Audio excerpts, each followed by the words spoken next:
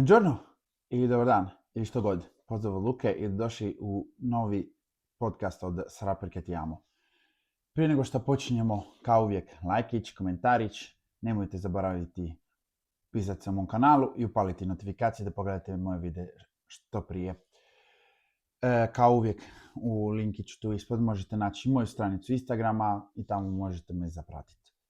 Nakon prvog videa, gdje možete naći tu gore, i ostavit ću vam linkić, odlučio sam da prije svake utakmice Hrvatske neću analizirati, jer kako sam rekao i u prošlom videu, nije to moj posao po pitanju Hrvatske i svjetskog prvenstva, ali ću donositi nešto drugačije.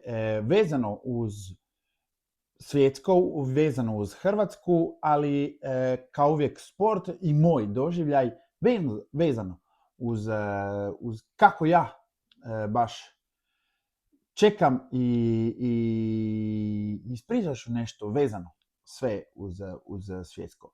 Možda neki ne znaju, možda neki znaju, ja sam Luka i živim daleko od Hrvatske, živim u Italiji. Ja sam rođen u Italiji, jako sam vezan uz Hrvatsku, bio sam spominjao, više navijam za Hrvatsku nego za Italiju. A za mene svjetsko je uvijek bio dokaz i šansa da nekako se uvijek nadovežem i povežem sa mojom domovinom. Jer uvijek je bitno ne zaboraviti od kud si i šta si. I zašto ja volim svjetsko prvenstvo je baš radi toga.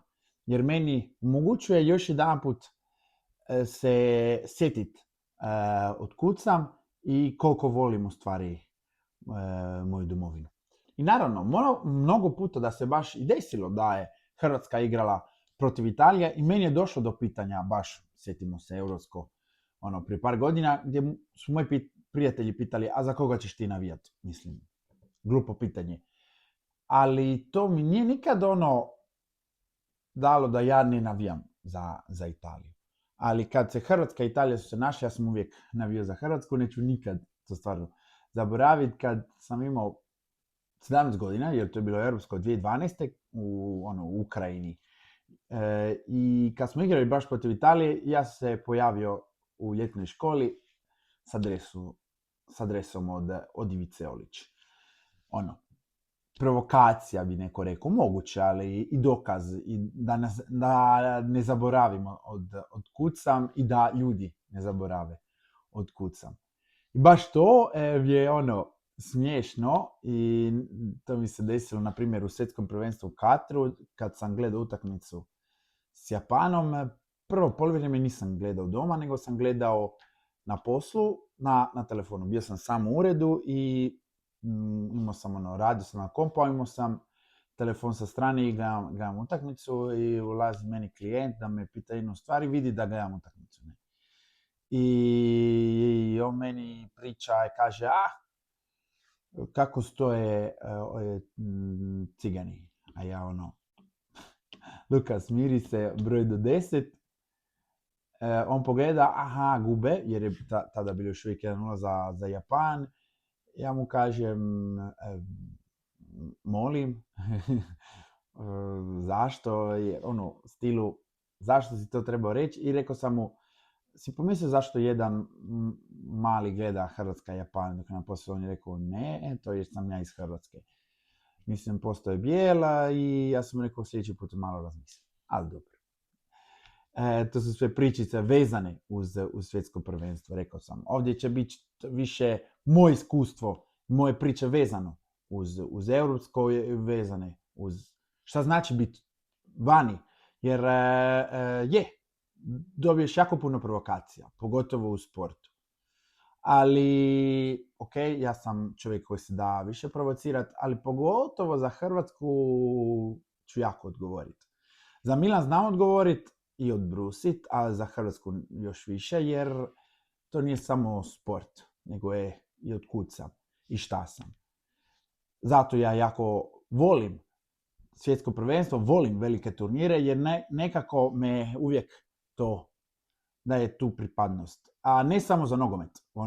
Sjetimo se, pogotovo ja obožavam i rukomet, igrao sam vaterpolo, tako da možete pomisliti šta znači, pogotovo kad igraš vaterpolo i dolaziš sa Balkana, pogotovo ako si Hrvat ili Srbin, pogotovo za Italiju gdje oni nas doživljavaju ko maestri za taj sport.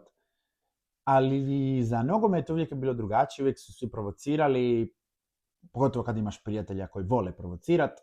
A trenutno je lako odbrusiti, pogotovo u Italiji. Možeš pasti na provokacije, ali odgovor je ok, nismo osvojili svjetsko prvenstvo, ali barem ga igramo. I to je ovako se ih pogodi tu. I vidiš da promijene izraz lica. Ali, ubacit ću komentar, moram komentirati. Utakmica sa Engleskom iskreno je. Iskreno nisam ništa drugačije očekivao. Bio sam rekao da utakmica protiv Belgije nije mi ostavila jako dobar dojam i na kraju to se i dokazalo, pogotovo u obrani.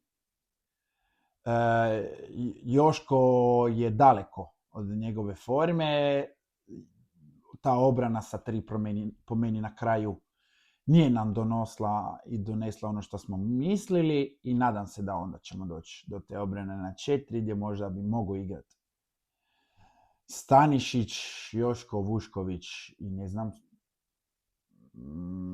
ili možda Šutalo, Vušković i Gvardiol na beku. Vidit ćemo. Ali mislim da Hrvatska dokazala da se mora igrati na 4. Žao mi je Luke,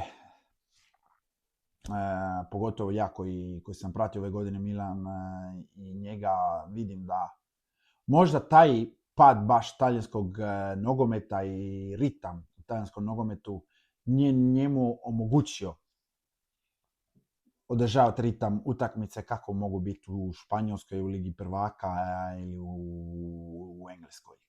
To se vidi.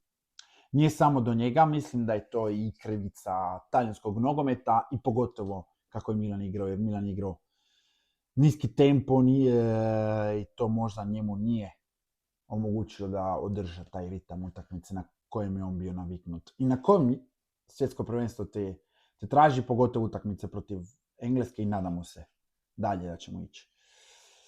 Je tako da s Engleskom teška utakmica, ali nisam mislio da ćemo izvući, pogotovo nakon tih problema u prvom poluvremenu. Ok, vratili su se 2 puta, ali gledam i kažem, bit će teško jer oni bilo kojem trenutku kad smo mi zabili odmah su oni ubacili ritam i dokazali da su bolji.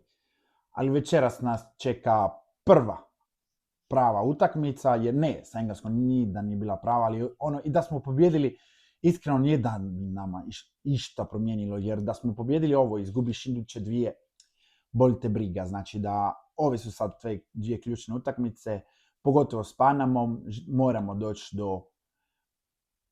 bez problema do tih 3 boda i onda se fokusira totalno na Ganu, gdje tamo će biti najbitnija utakmica u ovom turniru.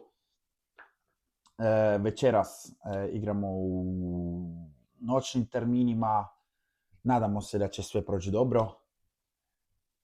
Ponavljam, dojam protiv Engleske nije bio najbolji, iskreno da je, ali vidit ćemo šta će se desiti.